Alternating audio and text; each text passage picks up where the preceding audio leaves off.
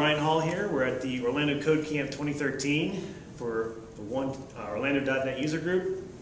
And with me I have John Sonmez. John Sonmez is a Pluralsight author with, how many courses have you done? I believe 31 right now. 31 courses, so lots of courses on there, everything from iOS to Android to what we're going to talk about today, which is Service Stack. And you had a course on Service Stack today that you did, or a session I should say. So what is Service Stack? So the easiest way to describe Service Stack is basically it's an alternative to WCF or Web API for creating web services. Okay. And for doing it simply without a large amount of need for doing configuration and setup. So it's something that you could really get started with, and in my session is to create a service in 5 minutes, and literally you can create a service from knowing nothing about Service Stack to just following the example on their site in about 5 minutes. So. Okay. And you said something in there that is key that I think a lot of people miss. It's a replacement for WCF. It could be a replacement for WCF. Right. Now, WCF is a big product, right? It's not. Service Stack is not going to completely replace and duplicate everything that WCF can do, but a lot of developers today, they're trying to create a REST-based service. They just want to serve up some JSON data and receive some JSON data as a request, and they want to do some very simple things and to the border of fairly complex things, and they want to not have the framework get in the way. That's where Service Stack comes in. And for those type of people, in a lot of situations that you'd be surprised, it actually encompasses that you don't really need something like WCF. You can just use something simpler like Service Stack. Yeah. So we're talking, at this point, we're talking HTTP type communications, but then the other thing that WCF answers is the SOAP stuff. And I've actually heard that Service Stack can actually, or they're looking to get to that point where you can actually use SOAP over HTTP, if I'm not mistaken. Right? And actually, you can currently with Service Stack. So the thing as a developer, if you're writing a Service Stack service, what you're focusing on is what's called your request DTO or data transformation object and your response data transformation object. So you might have a request that's like get customer, and that request might have the parameters that you're going to get a customer by the ID, by the name, whatever it is. That's your query object. You can really think of it that way. Right. And then you're going to return a response that'll be some data transformation object of a list of customers. Right, so as a developer, that's the code you're writing. Now, you don't care if it's JSON data, if it's XML, if it's REST, if it's SOAP, or even if it's some binary format, or even if it's like a message bus, like a service bus type of format. Right. What Service Stack does is it allows you to support all those different formats with this one generic service that you create. Okay. And so what is the difference, I guess, between this and, say, something like now there's Web API? Right. So I get the canonical question is what are the differences between those two? The big difference for me is the one big difference is the friction.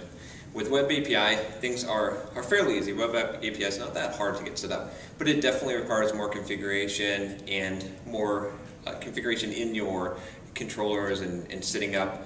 You have to do more work in order to get that set up to be able to build your basic web service. Right. Whereas with Service Stack, you're focused more on the code, the service code, and then all of that other stuff you're getting for free and automatic. Okay. So, and Service Stack is more than just that. I think there's an architecture difference, or just this philosophy difference of with Web API and MVC, you have this split where you're saying, okay, I'm going to build an app using ASP.NET MVC, and this will be what the users will see. This will be my web pages. Right. And with Web API is the other half of that says, and this is the API for it. And these things are separate.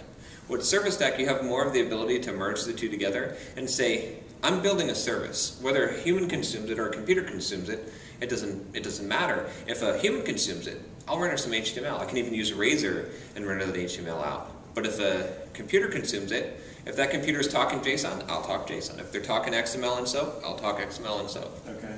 And is it like with Web API? I know that they are doing content negotiation for you. Is Service Stack doing the same thing, or?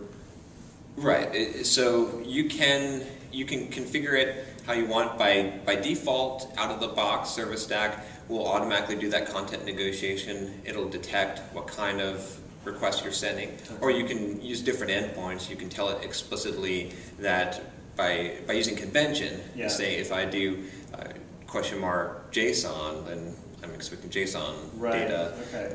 So you can do that, but it'll also look at the header that's coming in and see what the type is, what the request type, and what the response, what it understands to send back as well. Okay.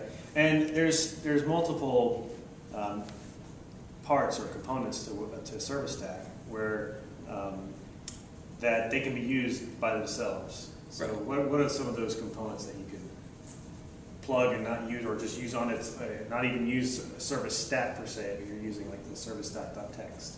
Okay. Yeah, things like that. So that's a good example. The Service Stack.txt for serialization. I'm not sure if it still is, but at the time when I was working heavily with Service Stack, their serialization was the fastest serialization. Right. So if I just wanted to get the fastest serialization, an accurate serialization, I could just grab that and you get package, just the Service Stack.txt. Another big one that, of course, all the pieces you could use, but another big one that people use is the Redis client. So there's a C# Redis client, and Redis is just basically a key value store, but it's a very popular one. That's a piece of software that runs on Linux. And it's been traditionally hard for .NET developers to be able to program against that.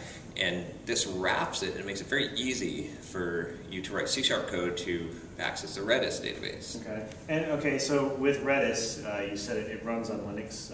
Can you have a Redis instance run on IIS? So there is an unofficially supported Redis port for Windows, and maybe it's probably still unsupported. Right. But I've used it before. In fact, in my course, I believe I'm using the Windows version of Redis to demonstrate that functionality. So, and it seems to work pretty well. But most people that are using Redis in production are running it on Linux, which that's the nice thing about Service Stack as well, is it's built from the mono stack. So you're not tied to Windows. You could actually take your Service Stack service, build it, and you could run it out on a Linux machine in a Linux cloud hosting environment and pay a fraction of the cost of places where you can get a Windows cloud hosting. Right. And a lot of companies are doing that. So. Okay, so it's built on the open source mono stack, if you will. Right. And it does not. But you can still run it on IIS, but you can run it anywhere, basically, anywhere that Mono can run. Exactly, so you can run on that. So what other components are there? There was Service Stack.txt, there's the Redis client, and then is there something else? There's, you have built into there an ORM, which you probably don't want to take out of Service Stack. It's a very lightweight ORM that does, it doesn't do as much as Entity Framework or Hibernate, but it's useful for doing simple stuff and keeping this whole idea of Service Stack. A lot of it ingrained is keep things as simple as possible as long as you can. Yeah. And so you could use that. It has an IOC container called Func as well that's slightly modified for Service Stack. And again, that's a fairly simple IOC container. There's a few other pieces, like there's a caching piece, and there's a couple of other things in there that mostly work great in the Service Stack themselves. All those pieces can be swapped out, and I think the scenario in a lot of those cases is you're more likely to swap out some of those pieces. For example, you want your own IOC container than you are to take, for example, an IOC container from Service Stack and use it elsewhere. Okay, yeah, so like the Service Stack.txt, that's often taken and used independently, but something with the ORM is or the IOC container, you're not going to necessarily rip that out to use it in another project.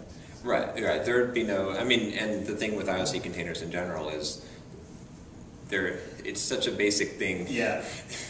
I once tried to I did a course on IOC at Pluralsight, and I really weighed between all of them, and I spent a whole bunch of time trying to figure out which is the best one, and then in the course I actually created my own, just to show that it's not really that complicated what's going on. There's not really a best. It's not a black box. Yeah. There is something going on inside, and it's really not that complicated to go for what it's doing. Right. That's good. What do you believe, so that was I want to come back to, Service Stack takes a different approach than what ASP.NET MVC and the Web API do, where, like you said, they're two different services. Or the MVC is your view, Web API is your service. Right. It's what your machines talk to.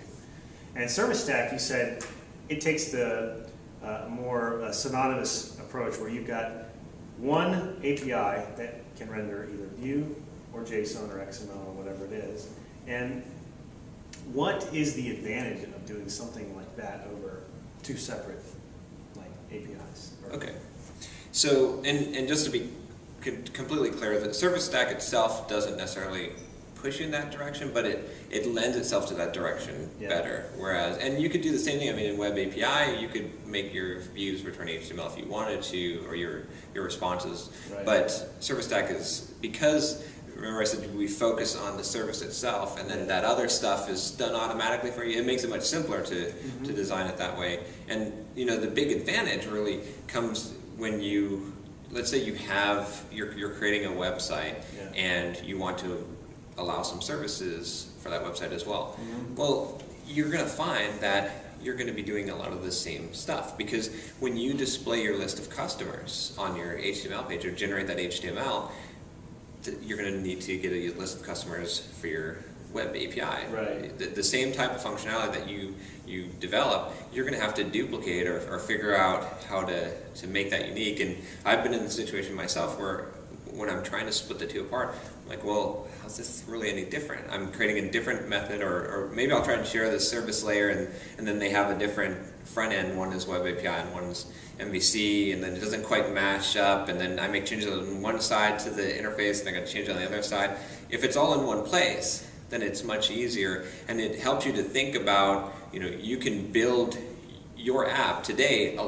There's a huge amount of value in building your website off of an API. So the API is the driving force. And the reason why that's such a huge value is because if you take that approach and you say, I'm building the API, and that's the tool I'm going to use to generate my website, the website uses the API or it's together, then when you go and try to build a mobile version or make a mobile app, you have all the connectivity, all the pieces you need, because your original website was built off of this API, and so now your mobile apps can be built off of that same API. You don't have to try and recreate something, and that you're going to be able to maintain that core in one place instead of having all this split out code. Absolutely.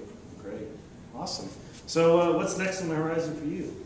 Let's see. I'm finishing up a course series on Android, beginning Android development, just geared at someone who maybe they don't know any programming at all and they want to develop Android, and it's kind of got a lofty goal, but it's 4 courses that progressively will teach you Android and Java from not knowing anything about either to eventually building a game using Java and Android. No kidding. Wow. All right. Well, how can people get a hold of you, follow you, give you money? Well, I don't need anyone to send me any money, but you can. The best way to you can follow me on Twitter at Sonmez, JSONMEZ. My website is simpleprogrammer.com, and that's where I do a lot of blog posts on a lot of psychology things about development. Right. I try to fill the niche there, and then of course on Pluralsight you can check out my videos, and I respond to emails. So if anyone ever has a question about something I've talked about or one of my courses, sometimes I can respond in 5 minutes. I'm pretty quick at responding. Nice. And I like to get emails and feedback just to help me improve the courses. So definitely. Yeah, that feedback loop is good. So. Yeah. All right. Cool. Well, thank you very much for coming out and speaking at Code Camp, and also speaking to us. We'll definitely have the links in the show notes for everything that he just talked about. And thanks very much. Appreciate it. Thanks.